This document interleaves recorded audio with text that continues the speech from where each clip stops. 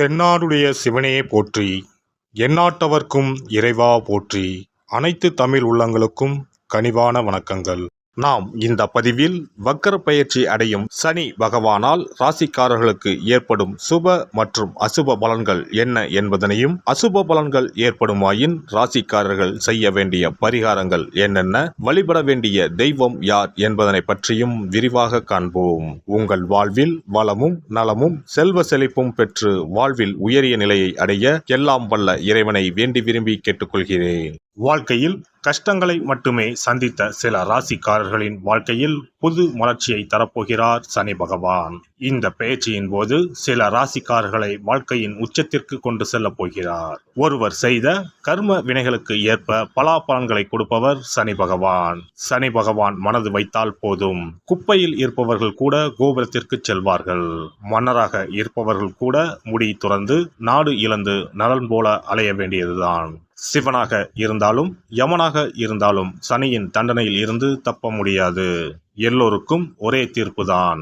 அரசனை ஆண்டியாகவும் ஆண்டியை அரசனாகவும் மாற்றுவார். சனி பகவான் எல்லோருக்கும் கெடுதல் செய்ய மாட்டார். அவரவர் கர்ம வினைகளுக்கு ஏற்ப பலன்களை கொடுப்பவர். சனி பெயர்ச்சியால் யாருக்கெல்லாம் பாதிப்பாக இருந்ததோ அவர்களுக்கு சில நன்மைகள் நடைபெறப் போகிறது. சனி பெயர்ச்சியால் யாருக்கெல்லாம் சாதகமாக இருந்ததோ அவர்களுக்கு சில பாதிப்புகள் உண்டாகலாம். வருகிற ஜூன் மாதம் 30ஆம் தேதி சனி பகவான் கும்பராசியில் வக்கர பெயர்ச்சி அடையப் போகிறார். அதாவது எதிர் திசையில் நகரப் போகிறார். இந்த நிகழ்வானது ஜூன் மாதம் 30ஆம் தேதி இரவு 12:35 சனியின் சொந்த ராசியான கும்பராசியில் நடக்கப் போகிறது. நவம்பர் மாதம் 15ஆம் தேதி வரை சனி கும்பத்தில் வக்ர நிலையில்தான் பயணிப்பார். இப்படிப்பட்ட சூழ்நிலையில் சில ராசிக்காரர்களுக்கு சனி பகவானின் சிறப்பு அருள் கிடைக்கும். அதாவது இந்த ராசிக்காரர்களுக்கு வேலை மற்றும் வியாபாரத்தில் பதவி உயர்வு, சம்பள உயர்வு கிடைக்கலாம். வேலை இல்லாதவர்களுக்கு நல்ல வேலை கிடைக்கும். சனி பகவான் தற்பொழுது கும்பராசியில் உள்ள கடைசி நட்சத்திரமான புரட்டாதி நட்சத்திரத்தில் சஞ்சரிக்கிறார். அதன் பின்னர் நவம்பர் 15ஆம் தேதி மீண்டும் நேராக பயணிக்க உள்ளார்.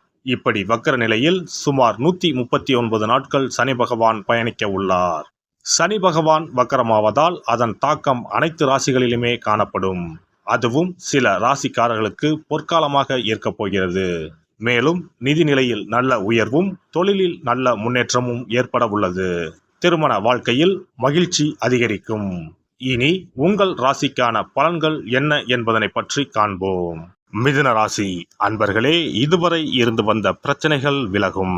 கடந்த 9 வருடங்களாக இழுபறியாக இருந்து வந்த சிக்கல் ஒன்றுக்கு தீர்வு கிடைக்கும்.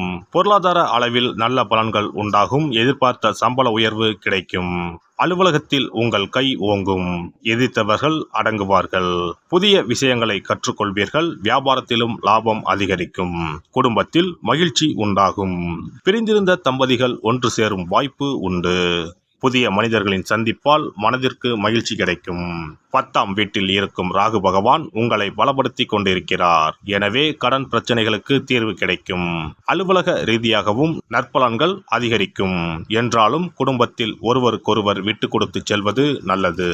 மனதில் சாதிக்க முடியும் என்ற தன்னம்பிக்கை துளிர்விடும். சவால்களில் வெற்றி பெறுவீர்கள். பழைய வாகனத்தை மாற்றுவீர்கள். இனி ஓரளவு வசதியான வீட்டுக்கு மாறுவீர்கள். மகனுக்கு அயல்நாடு தொடர்புடைய நிறுவனத்தில் வேலை கிடைக்கும். பழைய கடனை தீர்க்க உதவிகள் கிடைக்கும். சொந்த வீடு வாங்குவீர்கள். வழக்கில் நல்ல தீர்ப்பு வரும். பங்காளி பிரச்சனைகள் தீரும். திட்டமிட்ட காரியங்கள் அனைத்தும் கைகூடும். தன்னிச்சையாக சில முக்கிய முடிவுகள் எடுப்பீர்கள். சோர்வு நீங்கி துடிப்புடன் செயல்பட தொடங்குவீர்கள். எதிர்பாராத பணவரவு உண்டு. பழைய கடனை தீர்ப்பதற்கு புதிய வழி பிறக்கும். சகோதரிக்கு நல்ல விதத்தில் திருமணம் முடியும்.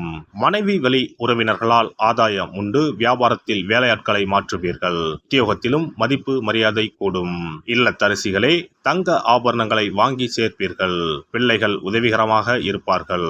மாமனார் மாமியாருடன் கருத்து மோதல்கள் நீங்கும். அலுவலகம் செல்லும் பெண்களே, இனி பணியில் நிரந்தரமாக்கப்படுவீர்கள். கன்னி பெண்களே, விரைவிலேயே திருமணம் திருமணம் நடைபெறும். மாணவ மாணவிகளே, உயர்கல்வியில் வெற்றி பெறுவீர்கள். விரும்பிய கோர்ஸில் சேர்வீர்கள். ஆசிரியரின் அன்பை பெறுவீர்கள். வியாபாரிகளே, இனி சந்தை நிலவரம் அறிந்து புதிய சரக்குகள் கொள்முதல் செய்வீர்கள். நல்ல வேலையாட்கள் அமைவார்கள். புது ஏஜென்சி எடுப்பீர்கள். கெமிக்கல், இரும்பு, பாசுமதி அரிசி, எண்ணெய் வகைகளால் லாபம் உண்டு. உத்தியோகத்தில் இனி உங்கள் கை ஓங்கும். உங்களை புரிந்து கொள்ளும் அதிகாரி வந்து சேர்வார். எதிர்பார்த்த சலுகைகள் கிடைக்கும். பழைய சம்பள பாக்கிகளும் வந்து சேரும். அயல்நாட்டு தொடர்புடைய நிறுவனங்களில் இருந்து புதிய வேலைகள் வந்து அமையும். இந்த வக்கர பெயர்ச்சி உங்களை தலை நிமிர வைப்பதுடன் நீண்ட நாள் ஆசைகளையும் நிறைவேற்றுவதாக அமையும். விழுப்புரத்தில் இருந்து திருக்கோவிலூர் செல்லும் பாதையில் உள்ள கல்பட்டு என்னும் ஊரில் அருள்பாலிக்கும் ஸ்ரீ சாந்த சனீஸ்வரரை புனர்பூசம் நட்சத்திரம் நடைபெறும் நாளில் சென்று வணங்குங்கள். வாய் பேச இயலாதவர்களுக்கு உதவுங்கள். வாழ்வில் வளம் பெருகும். சிறப்பு பரிகாரம். நவ கிரகங்களில் சனி பகவான் நீதி தவறாதவர். அவரவர் கர்ம வினைகளுக்கு உரிய பலனை தவறாமல் வழங்குபவர். பொதுவாக சனி பெயர்ச்சி என்றாலே எல்லோரும் பயப்படுவார்கள். அப்படி பயப்பட வேண்டிய அவசியமே இல்லை. சனி பகவானால் பாதிப்புகள் ஏற்படும் பட்சத்தில் பாதிப்பில் இருந்து விடுபட பல எளிய பரிகாரங்கள் உள்ளன. ஒரு கைப்பிடி பச்சரிசியை எடுத்துக்கொண்டு அதை நன்றாக பொடி செய்து கொள்ள வேண்டும்.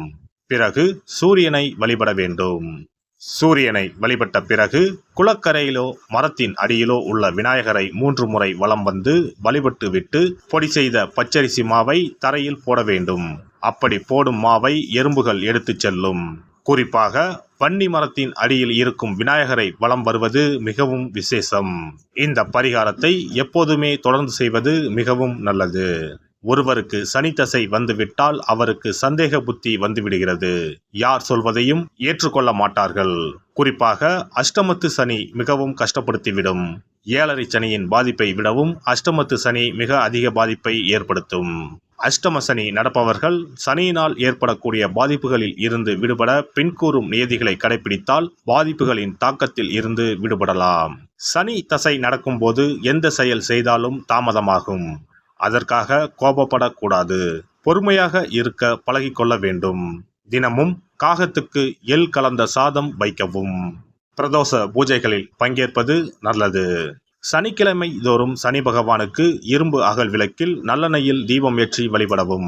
கருங்குவளை மலர்களால் சனி பகவானுக்கு அர்ச்சனை செய்து வரலாம். வன்னி மர இலைகளை மாலைகளாக தொடுத்து சிவபெருமானுக்கு சனிக்கிழமை தோறும் சாற்றி வணங்கி வழிபடவும். சனிக்கிழமை அன்று அசைவ உணவு கண்டிப்பாக சாப்பிடக்கூடாது. சனிக்கிழமை தோறும் நல்லெண்ணெய் குளியல் செய்தால் கெடுதல் குறையும். விநாயகர் வழிபாடு செய்யலாம். அனுமன் வழிபாடு சனி பகவானின் தொல்லைகளை குறைக்கும். ஞாயிற்றுக்கிழமை மாலை ராகு கால வேளையில் கால பைரவரை வணங்கி வரலாம். தேய்பிறை அஷ்டமி நாளில் கால பைரவரை வணங்கி வருவது நன்மை தரும். ஏழை மாணவர்களின் படிப்பு செலவுக்கு உதவலாம். சனி பிரதோஷ வழிபாடு செய்வது சிறப்பு. அன்னதானத்துக்கு உதவி செய்யலாம். சித்தர்களின் பீடங்கள், ஜீவ சமாதி பீடங்களுக்கு சென்று வணங்கி வழிபடலாம். வன்னி மரத்தை சுற்றி வந்து வணங்க வேண்டும். இதனால் சனி பகவானின் கொடுமையான பாதிப்புகள் விலகிவிடும். பிரதோஷ காலத்தில் சிவபெருமானுக்கு வில்வ இலை கொடுத்து வணங்க வேண்டும். தினமும் ராமநாமம் ஜபித்து வந்தால் சனி பகவானின் தொல்லையிலிருந்து தப்பிக்கலாம்.